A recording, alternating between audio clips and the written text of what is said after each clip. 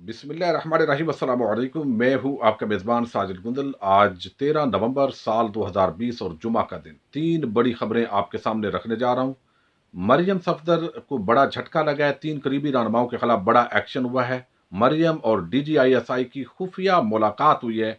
इस हवाले से एक दावा सामने आया, उस पर बात करेंगे। प्राइम मिनिस्टर इमरान खान ने कहा है कि बड़ा अच्छा वर्क हो रहा है और बहुत सारा मवाद मिला है। कौमी चोरों की फाइलें अब जबरदस्त तरीके से खुलने जा रही हैं। इसकी डिटेल पर भी बात करते हैं। हुकूमत ने बहुत सारे महाजों के अंदर अल्हम्दुलिल्लाह कामयाबी भी हासिल की है और उसके अंदर एक तो करंट अकाउंट खसारा सरप्लस के अंदर चला गया है। एक्सपोर्ट के अंदर 24% इजाफा हुआ है। तरसीलात ज़र जो है वो 21 अरब डॉलर से अब जो है वो इस साल 24 अरब डॉलर होने जा रही हैं। एक्सपोर्ट के अंदर इजाफा हुआ है। टैक्स रेवेन्यू के अंदर जो है वो 50% अगरचे कर्जों की मद के अंदर चला जाता है, लेकिन बहुत ही इजाफा हुआ है। गुज़श्ता 4 महीनों से हुकूमत ने कोई कर्ज नहीं लिया। सीमेंट इंडस्ट्री बहुत आगे बढ़ रही है, यानी कंस्ट्रक्शन इंडस्ट्री बहुत ज़्यादा कामयाबी की तरफ आगे बढ़ रही है। और साथ ही टेक्सटाइल इंडस्ट्री के अंदर, जिस तरह पाकिस्तान के अंदर 1990 के बाद पहली मरतबा जो है वो इतनी बड़ी कामयाबी मिली है कि मजीद 2.5 लाख के करीब मजदूरों की ज़रूरत पड़ गई है और तमाम जो यूनिट्स हैं वो बाकायदा फ़ाल हैं और बैरून मुल्क से इतने आर्डर्स हैं कि वो आर्डर्स इस वक्त पूरे करने की पोजीशन बनी है। ये बहुत बड़ी कामयाबी है। इसी तरह और भी बहुत सारी चीज़ें हैं जिन पर हम वक्तन फ़वक्तन डिस्कस करते रहेंगे। लेकिन एक और अनाउंसमेंट प्राइम मिनिस्टर ने की है और वो ये उन्होंने की है कि जिस तरह हमने शहबाज शरीफ के खिलाफ नाकाबिले तरदीद शवायद जमा किए, अगरचे ये चोर हैं और इनकी चोरी का हमें इल्म भी है, इनकी मुलाकातों का भी पता है, लेकिन अदालत को कुछ और नौयत के सॉलिड किस्म के प्रूफ चाहिए होते हैं। वो तकरीबन इकट्ठे किए जा चुके हैं बहुत सारे, और बहुत सारे और आम रहनुमा जो हैं वो इंशाल्लाह कौमी चोर खा पीटीआई से उनका ताल्लुक हो, खा नून लीग और पीपल्स पार्टी या किसी दीगर जमात से, उनको छोड़ा नहीं जाएगा। और वो कहते हैं कि मुझे इक्तदार की गरज नहीं है, ना मुझे कोई ब्लैक मेल कर सकता है। मैं चोरों के खिलाफ ये जो मेरी जंग है ये इंशाल्लाह इसी जज्बे के तहत जारी रहेगी और मैं इनको बिछाड़ कर इस पूरी कौम को बताऊंगा। लेकिन कौम ने घबराना नहीं और मेरा साथ देना। और महंगाई के हवाले से भी उन्होंने बताया है कि महंगाई पर भी इंशाल्लाह कंट्रोल किया जा रहा है। आटा, चीनी, दालें सब मामूल पर आइंदा चंद हफ्तों के अंदर आने जा रही हैं।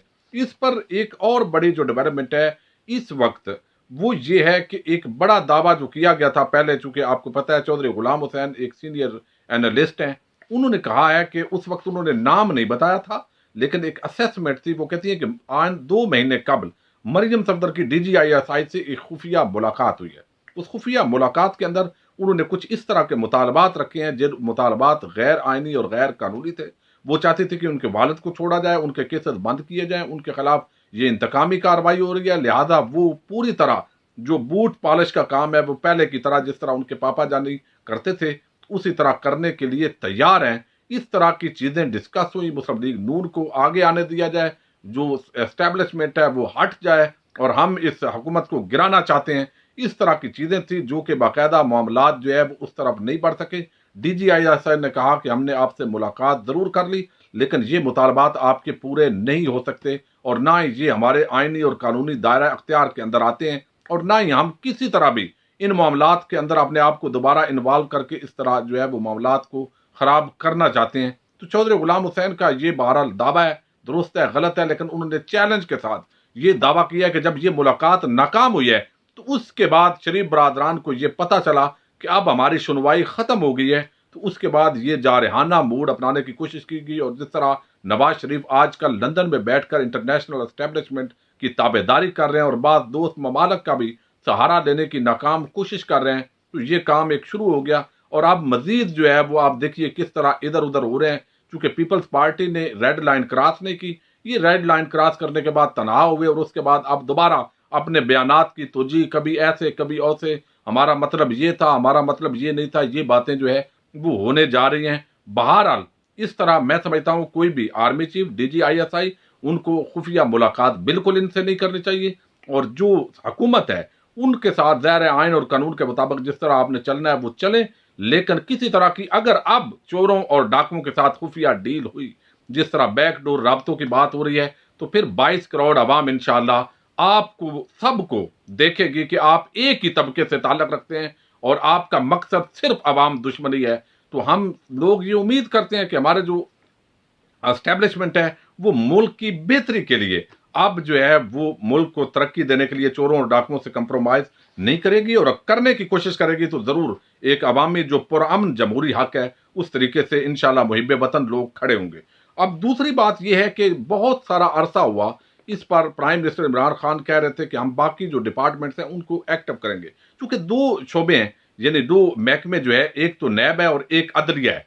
ये दोनों के अंदर जब भी करप्शन केसेस जाते हैं या नैब उसको पकड़ता है या वो आगे अदलिया तक पहुंचते हैं, उनकी जमानतें हो जाती है और वो बच जाते हैं। और ये दोनों जो इदारे हैं ये बराह रास्त प्राइम मिनिस्टर के अंडर नहीं है, ना ही सूबाई हुकूमत के अंडर है, इसलिए इस पर कोई बस नहीं चलता। और चोर चोरी करने के बावजूद कोई प्रूफ नहीं होते और वो साबित ना भी कर सके तो इसके बावजूद वो विक्ट्री का निशान बनाते बड़ी डटाई के साथ बाहर आते हैं। अब जो एक बड़ा एक्शन हुआ है वो ये कि तमाम जो वजीर आजम के नीचे या वजीर आला के नीचे इदारे हैं उनको एक्टिव कर दिया गया। सूबा पंजाब, खैबर पख्तूनख्वा और वफाक के जो इदारे हैं उनको तमाम सूबों के अंदर वो FIA है, SCCP है, एंटी करप्शन, खास तौर पर एंटी करप्शन को एक्टिव किया गया और उसकी कार्रवाइयां मैं आपको अभी बताता हूं कि किस तरह शुरू हो गई हैं। और ये असल में वो काम है जो हम अरसे से कह रहे हैं कि जब ये बाकी इदारे अपने अपनी डोमेन के अंदर काम का आगाज करेंगे फिर असल में रिजल्ट निकलेगा, फिर इनकी दौड़ें लगेगी। अब एक तो मैं बताऊं, नैब ने शहर खाकान आबासी बड़ी बातें करता है, लेकिन LNG जिस तरह उसने मुआहदा किया, कौमी खजाने को नुकसान मुसलसल पहुंचाया जा रहा है। इस पर 16 नवंबर को उस पर फर्द जुर्म आयद करने की तारीख मुकर्रर कर दी गई है एहतसाब अदालत इस्लामाबाद के अंदर।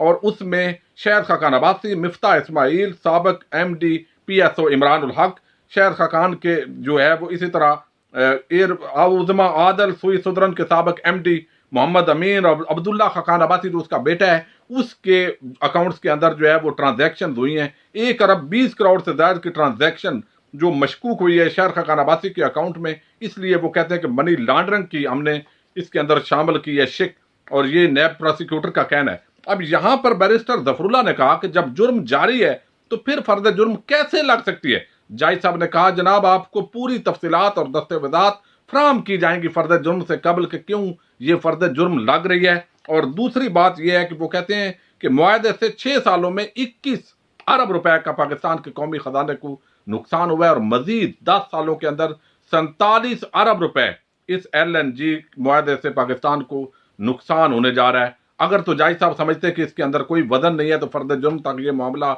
ना पहुंचता, तो फर्द जुर्म आयद होने जा रही है। अब मैं बताऊं, ये तो था नैब की कार्रवाई, और अब एंटी करप्शन ने बड़ी कार्रवाई की है, और वो ये कि मरियम का एक और करीबी जो अंकल जी बड़ा प्यार मोहब्बत से उनके साथ होते हैं वो हैं ख्वाजा आसफ। ख्वाजा आसफ जो है वो जिली इंतजामिया ने सियालकोट ने रेफरेंस बनाकर एंटी करप्शन को भेजा है और ये तय पाया है कि तमाम जो DCOs हैं, DC, वो अपने जो कब्जा ग्रुप पर जो भी इस तरह की कार्रवाइयां हैं वो एंटी करप्शन को भेजे ताकि फौरी तौर पर कार्रवाई की। तो एंटी करप्शन पंजाब ने ये कार्रवाई की है। ख्वाजा आसफ की एहलिया और एक और जो मेयर हैं वो साबिक मेयर चौधरी तौहीद, ये मिलकर बिजनेस कर रहे थे, इनकी वो स्कीम थी, आपको इल्म है, और इस पर नैब ने भी कार्रवाई का आगाज किया हुआ है। लेकिन एंटी करप्शन अपने तौर पर इसको धर लिया गया है। नक्शों और कंसोर्टियम फीस के मद में वो कहते हैं सरकारी खजाने को नुकसान पहुंचाया गया। एक सोसाइटी सियालकोट के साबिक मेयर चौधरी तौहीद और ख्वाजा आसफ की एहलिया की मलकियत है। हाउसिंग सोसाइटी में 137 कनाल रजिस्टर्ड करवाकर 281 कनाल मजीद जमीन को शामिल किया गया है। प्राइवेट हाउसिंग स्कीम में सिवाय कब्रिस्तान के लोकेशन की तब्दीली नहीं की जा सकती, लेकिन इन रहायशी सोसाइटीज को गैर रजिस्टर्ड और गैर कानूनी होने की वजह से 13 जो सोसाइटीज हैं उनको सियालकोट के अंदर सील कर दिया एंटी करप्शन ने, और इस हवाले से जो मुजरमान है, मुल्जमान है, उनके खिलाफ कानूनी कार्रवाई की गई है। ये एंटी करप्शन ने एक बड़ा स्टेप लिया है ख्वाजा आसफ के खिलाफ, उनकी एहलिया और उनके कुछ जो शरीक मुल्जमान है उनके खिलाफ। एक और बड़ा एंटी करप्शन ने आम जो है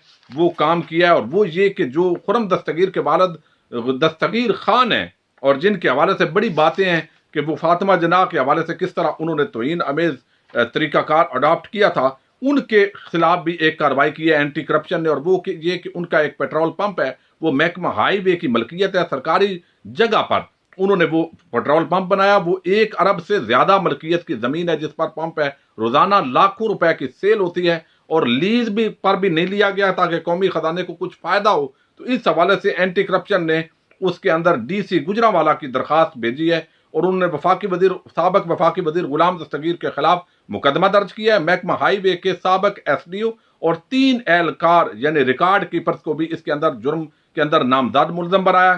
सरकारी जमीन पर कब्जा करने के अंदर ये महकमा हाईवे और सरकारी एहलकार और अफसरान के साथ मिली भगत के साथ ये काम किया गया है। तो खुर्रम दस्तगीर, उसके वालिद ख्वाजा आसफ, शहद का खान आबासी, इनके खिलाफ जो है वो बड़ी कार्रवाइयों का बाकायदा आगाज हो गया और इसका मंतकी अंजाम भी आप अनकरीब देखेंगे। और अच्छी बात यह है कि जो एंटी करप्शन है, ये एंटी करप्शन अगर महकमा फ़ाल होता है बाकायदा सूबाई लेवल पर, तो आप देखेंगे कि जो नैब बचा लेता है या नैब की वजह से ताखीर होती है, ये काम जल्दी होगा और पाकिस्तान को इससे बहुत फायदा होगा। और चोर डाकू जिस तरह का बयानियां बनाने की कोशिश करते हैं वो उसके अंदर नाकाम होंगे। और ये मरियम के करीबी साथी हैं और इस वजह से ज्यादा जो खौफ व इराद फैला हुआ है कि अब अगर सेनेट के इंतखाबात के अंदर भी इमरान खान कामयाब हो जाता है तो हमारा बचना मुश्किल हो जाएगा। ये इस तरह के झटके आप देखेंगे, इनको मुसलसल लगते रहेंगे और चीखें और ज्यादा सुनाई देंगी। अपने मेजबान साजिद गुंजर को नेक्स्ट वीडियो तक के लिए इजाजत दीजिए। अल्लाह हाफिज।